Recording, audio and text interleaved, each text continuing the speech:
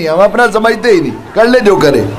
لاڈلے, کسی شاعر نے کہا ہے لاڈلے بیٹے کی بربادی کا ساماں ہو گیا, ماں نے بیٹے کی خطا پر ناگواری چھوڑ دی.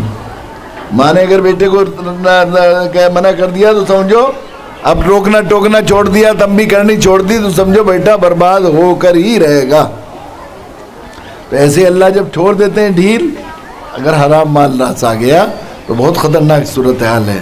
اگر راس نہیں آئے تو یہ بھی سمجھ لیجئے, امام غزالی نے 8 روایتیں نقل کی آیا علوم میں کہ اللہ تعالیٰ میدان محشر میں انسان کو جب کھڑا کریں گے تو سب سے پہلے لوگ حقوق مانگنے کے لیے آئیں گے تو اللہ مقدمہ دائر کریں گے.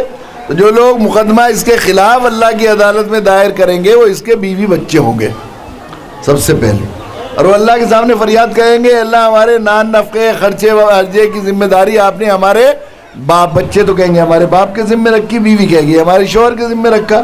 اللہ انہوں نے ہمیں حلال نہیں کھلایا, حرام کھلایا, اور حرام کھلانے کی وجہ سے ہم برائیوں میں مبتلا ہو گئے, گناہوں میں مبتلا ہو گئے. اللہ ہمارے سارے گناہ اصل میں ہمارے ماں باپ کے کرم کی سزا ہیں. اللہ تو پھر ہمیں کیوں سزا ملے, ہمارے باپ کو ہی ملنی چاہیے دگنی سزا. ربنا ہؤلاء یضلونا فآتہم عذابا ضعفا فی النار, اللہ ان کو دگنا عذاب دیجئے, ہمارے حصے کا بھی ان کے حصے کا بھی, ہمارے سامنے ان کو دوزخ میں ڈال کر ہماری آنکھیں ٹھنڈی کیجئے. جن کو سخی کرنے کے لیے دوسرے کا مال کاٹ کے عزم کر کے دے رہے ہیں وہ سب سے پہلے ہمارے خلاف مقدمہ دائر کریں گے. اس لیے کتنی کم عقلی کی بات ہے کہ اللہ کے نبی صلی اللہ علیہ وسلم نے ارشاد فرمایا اس آدمی کی حماقت اور بیوقوفی پر مجھے خیال طرز آتا ہے جو دوسرے کی دنیا بنانے کے لیے اپنی آخرت برباد کر رہا ہے. اپنی آخرت برباد ہو رہی نا حرام مال کما کر, اور دوسرے کی دنیا یعنی ماں باپ بچوں کی یا بیوی کی دنیا بن رہی ہے. تو یہ ہے. تو اگر کسی کے ساتھ اللہ تعالیٰ یہ بات بتا رہے ہیں, چونکہ انسان اپنے بچوں پر بے حد شفیق ہے اور وہ یہ چاہتا ہے کہ بچوں کو اپنے خوشحال دے کے اس کو ہر نعمت جو اس کے بس کے ہو زیادہ سے زیادہ ان پر احسان کرے, تو اس سے زیادہ کوئی کرم اور اس سے زیادہ شفقت و رحمت کی اپنے بچوں کے ساتھ خیرخواہی کی بات نہیں ہو سکتی کہ ان کو لکھنا پڑھنا علم دکھا دے, انہیں علم کی دولت سے مالا مال کر دے. اس سے یہ بات بھی معلوم ہوئی کہ کسی انسان کے ساتھ سب سے بڑی دشمنی خصوصاً ماں باپ کی, اپنے بچوں کے ساتھ سب سے بڑی دشمنی حق تلفی اور ظلم, یہ اس سے زیادہ کوئی نہیں ہو سکتا کہ بچوں کو تعلیم سے محروم رکھے, بچے جاہل رہ جائیں, بچے جاہل بگڑ جائیں. اور یہ بات سمجھ لیجئے بچے اگر بگڑ رہے ہیں تو ہماری کمی کی وجہ سے بگڑ رہے ہیں.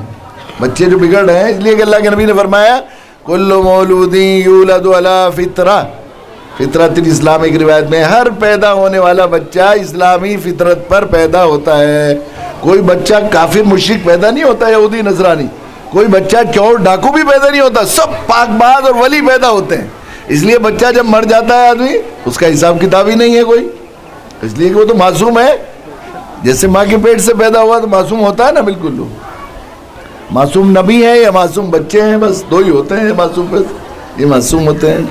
تو ہر پیدا ہونے والا فطرت اسلامی پر پیدا ہوتا ہے. اللہ کے نبی نے فرمایا اس کے ماں باپ اس کو یہودی بناتے ہیں, مجوسی بناتے ہیں, نصرانی بنا دیتے ہیں. تو یہودی مجوسی یعنی بگاڑتے ہیں ماں باپ, یہ نہیں کہا اسے مومن بنا دیتے ہیں, ولی بنا دیتے ہیں, متقی بنا دیتے ہیں, یہ نہیں فرمایا.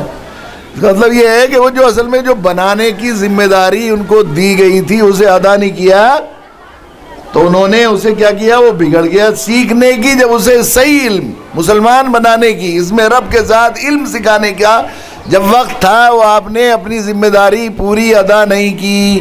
جب ادا نہیں کی آپ نے, اسے ماحول فراہم نہیں کیا, اسے اچھے مدرسے میں پڑھایا نہیں, مدرسہ مہیا نہیں کیا, دینی تعلیم کا ماحول نہیں دیا, تو وہ کیا وہ سیکھنے کی عمر ہے, چوری سیکھی, ڈاکہ سیکھا, دوسری چیزیں سیکھی, تو بس ہو گیا, بگڑ گیا. تو بگاڑنے کی ذمہ داری ہماری ہے. جو بگڑا ہے کہتے ہیں بگڑ گیا, ہم نے تو کوشش نہیں کی, بگاڑا ہم نے. مسجد میں رات کو اندھیرا ہو رہا ہو تو کیا کہیں گے, مؤذن صاحب اندھیرا کیوں کر رکھا ہے؟ تو اندھیرا کر نہیں رکھا, اس نے کیا کیا, روشنی جلانے کی ذمہ داری تھی, اس نے روشنی نہیں جلائی, چراغ نہیں جلایا اس نے. تو سب کیا کہتے ہیں زبان سے, اندھیرا کیوں کر رکھا ہے محسن صاحب؟ ملا جی اندھیرا کیوں کر رکھا ہے مسجد میں؟ تو اندھیرا کر نہیں رکھا، اصل میں اس نے اپنی ذمہ داری روشنی جلانے کی ادا نہیں کی۔ اس طرح والدین نے بھی اپنی ذمہ داری اس کو اچھا بنانے کی جو ذمہ داری دی گئی تھی وہ ادا نہیں کی، اور اگر آپ نے خالی چھوڑ دیا اسے تو خانہ خالی دیو میں گرد، خالی رہے۔ خاص طور سے بچے کی وہ عمر جو بہت حساس ہوتی ہے، بہت زیادہ سیکھنے کی ہوتی ہے، چڑھتی عمر جو بچے کی ہوتی ہے اس میں آدمی کو بھوک بھی بہت لگتی ہے، زیادہ کھاتا ہے، چھوٹا سا بچہ اتنا کھا رہا ہے تو حیرت۔ اس طرح اس کی جاننے کی بھی بھوک اتنی زیادہ ہوتی ہے، اگر اس کو خاطر خواہ موقع بھوک کے لیے اس کی غذا دماغ کی علم نہیں دیا جائے گا تو خانہ خالی دیو میں گرد، کہتے ہیں نا جن خالی گھر کوئی ہو تو بھوت رہنے لگتے ہیں نا، اس میں یہی بات ہے۔